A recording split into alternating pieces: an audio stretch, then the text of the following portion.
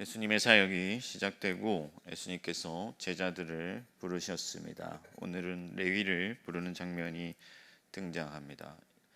이번에 저희 대학부 디모데 수련의 주제가 에클레시아입니다.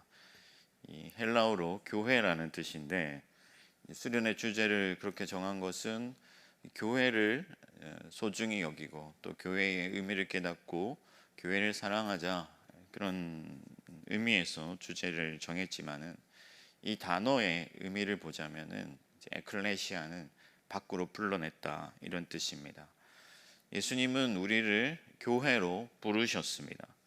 오늘 우리가 읽은 본문에는 레위를 부르시는데, 레위가 살아가고 있는 삶의 현장, 그리고 레위의 어떤 가치관, 레위의 정신, 그 모든 것에서 떠나서 이제 예수 그리스도께서 부르시는 새로운 삶과 새로운 정신으로 그를 초청하신 것이죠. 그래서 이 예수님의 부르심, 나를 따르라 하시는 그 부르심을 듣고 순종하는 모든 사람들은 예수님으로 인하여서 구원을 얻고 하나님의 나라에 들어가게 되는 것입니다.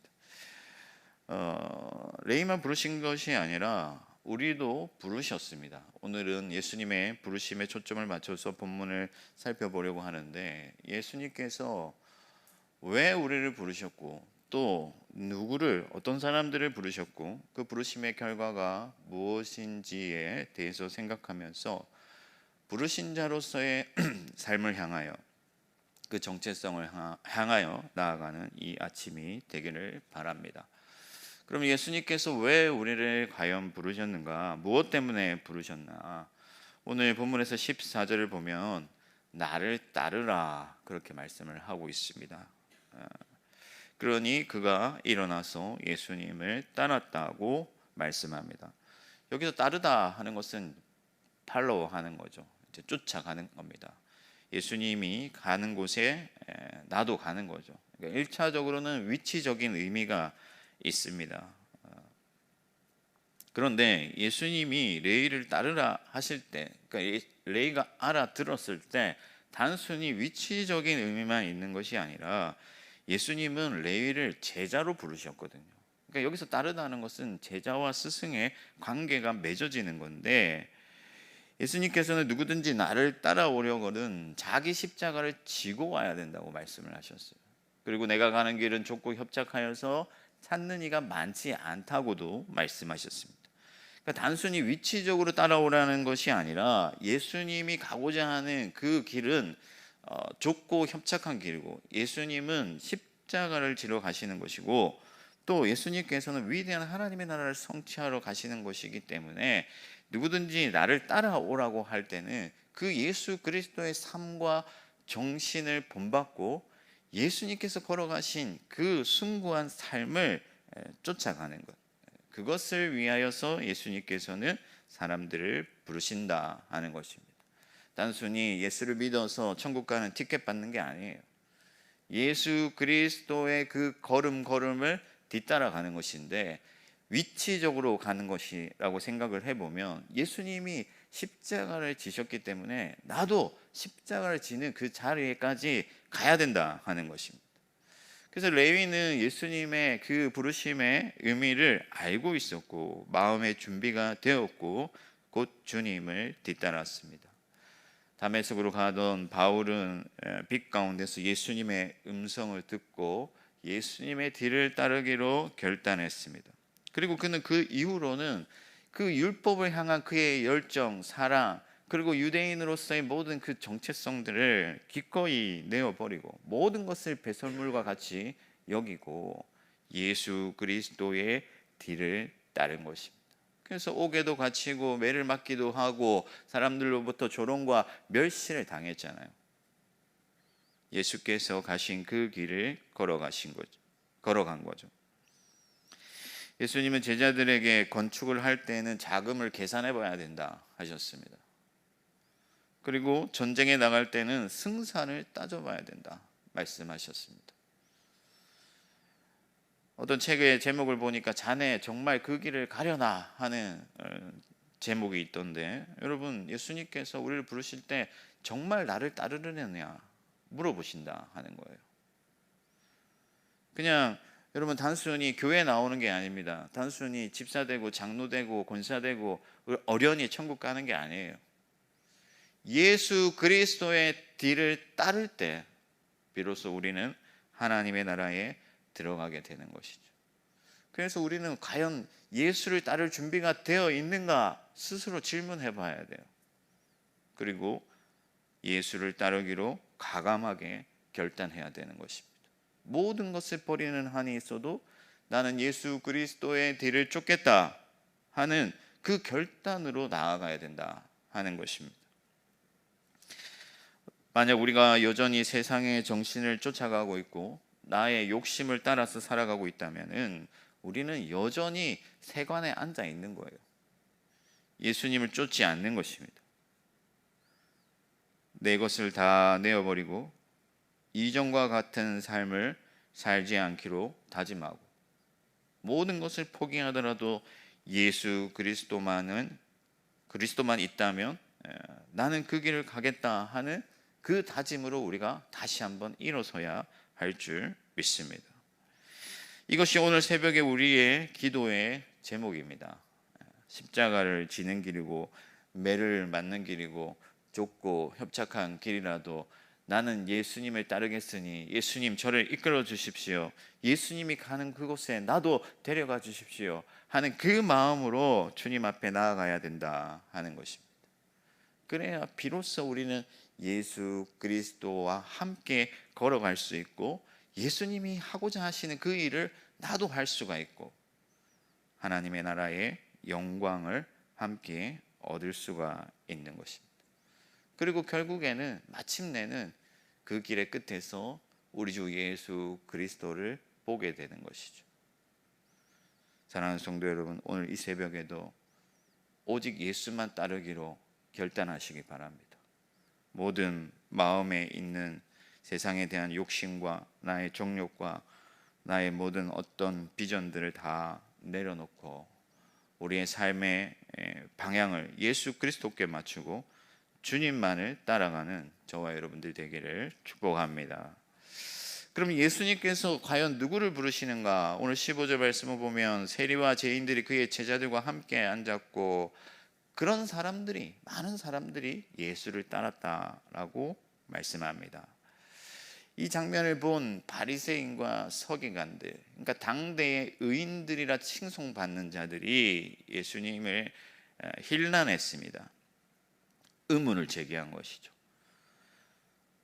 내가 의가 있고 내가 괜찮은 사람이고 내가 뭔가 하나님 앞에서 이룬 것이 있다고 생각하는 사람이라면은 저 죄인들과 감히 같이 있을 수가 없는데 예수라는 사람은 왜 세리와 죄인들과 함께 앉아 먹는가?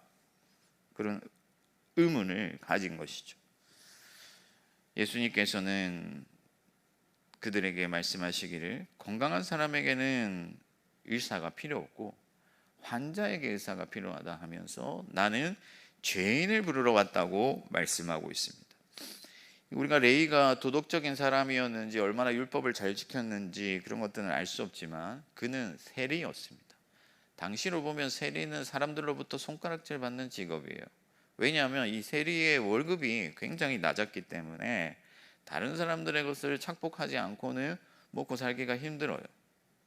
그리고 세리는 이제 로마에 충성하는 사람들이니까 우리가 생각할 때는 일제 시대 때 이제 일본의 그 앞잡이 노릇을 했던 그런 사람들로 볼 수가 있는 거죠. 그러니까 유대인들로서는 그들을 받아들이기가 어렵고 그들을 죄인 취급한 것입니다.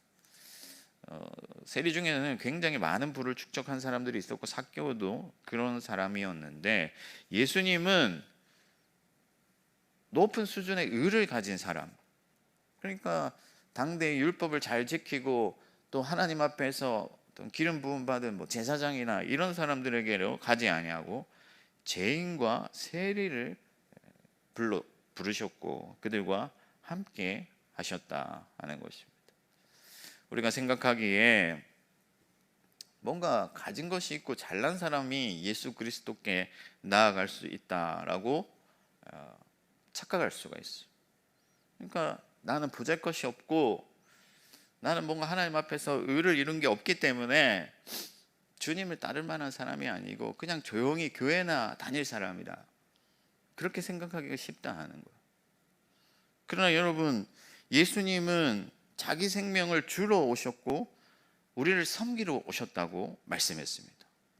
많은 사람의 대속물로 자기 생명을 내어주기 위해 오신 거예요. 그러니까 잘난 사람, 뭔가 의를 가진 사람, 내가 힘이 있어서 하나님을 위해서 많은 것을 충성하는 그런 사람들에게로 온 것이 아니라 정말 하나님이 없이는 아무것도 할 수 없는 그런 연약한 자들 곁으로 오신 것이고, 그런 사람들을 불러서 구원하러 이 땅에 오셨다 하는 거예요.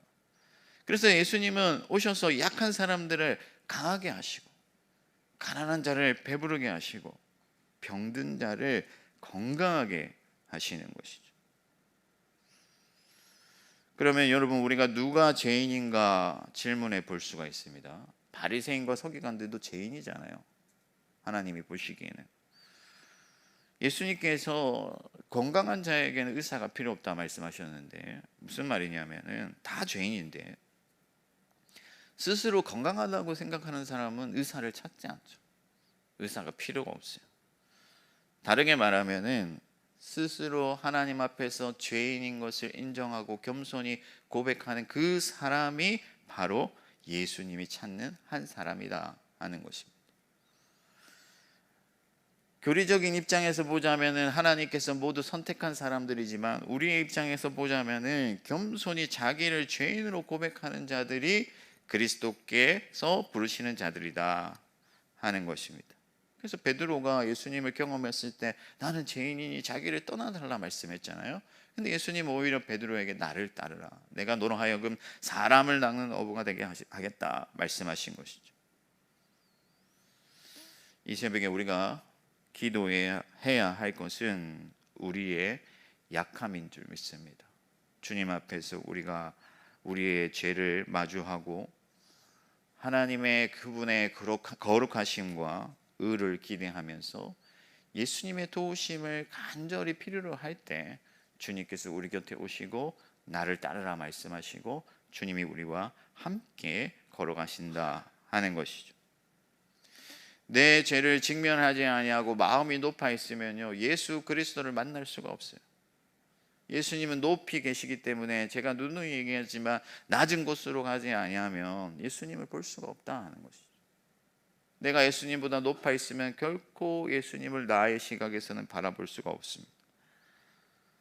물론 구원받는 회개는 단번에 되는 것이지만은 우리의 삶 속에서 우리는 여전히 죄인이고 우리는 여전히 약하고 우리는 여전히 모든 것이 결핍되어 있기 때문에 겸손히 그리스도께 나아가 그리스도를 요청하지 아니하면, 초청하지 아니하면 안 되는 그런 못난 사람들이기 때문에 그것을 기꺼이 인정하고 주님을 찾으며 나아가야 된다 하는 것이죠.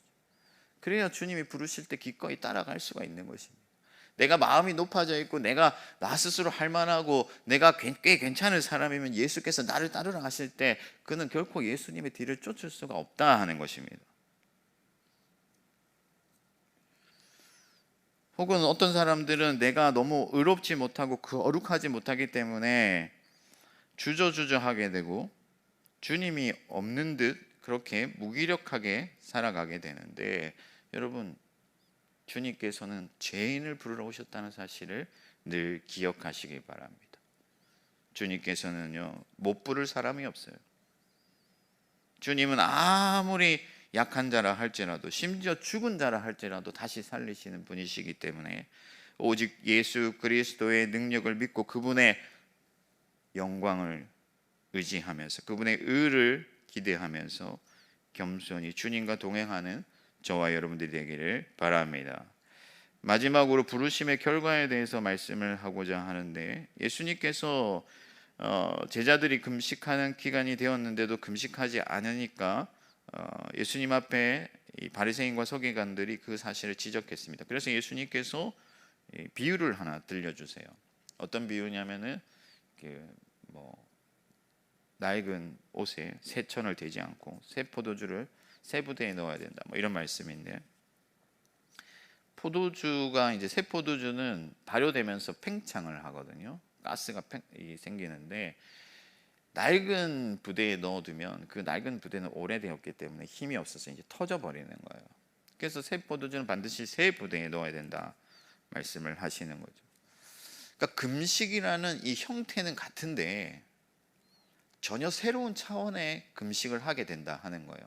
지금은 예수님과 함께 있기 때문에 신랑이 있으니 금식하지 않지만 예수님이 곧 승천하시고 금식할 때가 오는데 그때도 금식을 할 건데 이전과는 같지 않은, 그러니까 이전의 어떤 형태에 담을 수 있는 그런 금식이 아닌 새로운 금식을 하게 된다 하는 겁니다. 자기 의를 위해서 종교적으로 율법적으로 하는 금식이 아니라 하나님이 기뻐하시는 그런 하나님 나라 차원의 새로운 금식을 하게 되고 새로운 질서를 따르게 될 거다, 그런 말씀을 하시는 것이죠. 여러분, 예수님은 우리를 새롭게 하시려고 부르셨다는 사실을 믿으시길 바랍니다. 예수님은 전과 같지 않게 하시려고 우리를 부르신 거예요. 새로운 정신과 새로운 삶과 새로운 마음으로 우리를 초청하시는 것입니다. 성경에 나오는 예수님을 따랐던 사람들 중에 전과 같은 삶을 산 사람은 아무도 없어요. 부활이라는 영화를 보셨는지 모르겠는데 꽤 성경적 고증이 잘 된 영화인데 여러분도 한번 기회가 되시면 보시기 바랍니다. 거기 주인공이 이 로마의 백부장인데 예수님의 그 죽으심과 부활과 승천을 경험하고 교인이 돼요. 근데 스스로도 막 혼란스럽죠, 이 상황이. 그러다가 이제 예수 믿는 자들을 잡으려는 군인들을 피해서 도망가다가 전에 자기 부하랑 마주치게 돼요. 근데 전에 부하가 그 백부장을 잘 따랐기 때문에 도대체 여기서 뭐 하는 거냐, 왜 여기 계시냐 하니까 그 백부장이 뭐라고 말하냐면 나도 이 상황을 잘 모르겠어. 뭐가 어떻게 돌아가는지 모르겠어. 그러나 나는 이전과 같은 삶을 살 수가 없어. 이제는 내가 전과 같은 삶을 살 수가 없다라고 말하고 있는 것이죠. 여러분, 예수 그리스도의 부르심을 따라서 예수 그리스도의 죽으심과 부활과 승천을 경험한 사람들은 이제는 전과 같은 삶을 살 수가 없는 것이죠. 삭개오를 만났을 때 삭개오가 전에는 다른 사람들을 속이고 자기의 배를 불리고 착복하는 사람이었지만 이제는 내가 전과 같이 살지 아니하고 남의 것을 훔쳤다면 4배나 갚아주고 가난한 자들에게 내 재산의 절반이라도 나눠주겠다고 말하고 있는 것입니다. 바울도 전에는 예수를 박대하는 자였으나 이제는 예수를 위해서 고난받는 자가 된 것이죠. 사랑하는 성도 여러분, 이전 것은 지나갔으니 새 것이 되었다라는 말씀을 오늘도 기억하시기 바랍니다. 예수님은 죄인들을 부르셔서 새롭게 하시는 것이죠. 이전처럼 세간에 앉아서 다른 사람들의 주머니를 바라보고 있는 것이 아니라 나의 욕심을 쫓아 살아가는 것이 아니라 하루하루 먹고 사는 일에 집착하며 사는 것이 아니라 하나님의 의를 이루기 위하여서 하나님의 영광을 위하여서 예수 그리스도의 숭고한 정신을 따라 십자가를 지고 전혀 새로운 삶을 살아가는 것입니다. 그러므로 오늘 이 새벽에도 겸손히 전과 같지 않기를, 예수 그리스도의 새로움을 향해 나아가기를 기도하시기 바랍니다. 그리고 주님과 함께 겸손히 동행하면서 이 땅을 새롭게 하고 하나님의 나라를 이루시는 저와 여러분들이 되기를 주님의 이름으로 축원합니다. 하늘에 계신 우리 아버지, 아버지의 이름을 거룩하게 하시며 아버지의 나라가 오게 하시며 아버지의 뜻이 하늘에서와 같이 땅에서도 이루어지게 하소서. 오늘 우리에게 일용할 양식을 주시고 우리가 우리에게 잘못한 사람을 용서하여 준 것 같이 우리 죄를 용서하여 주시고 우리를 시험에 빠지지 않게 하시고 악에서 구하소서. 나라와 권능과 영광이 영원히 아버지의 것입니다. 아멘.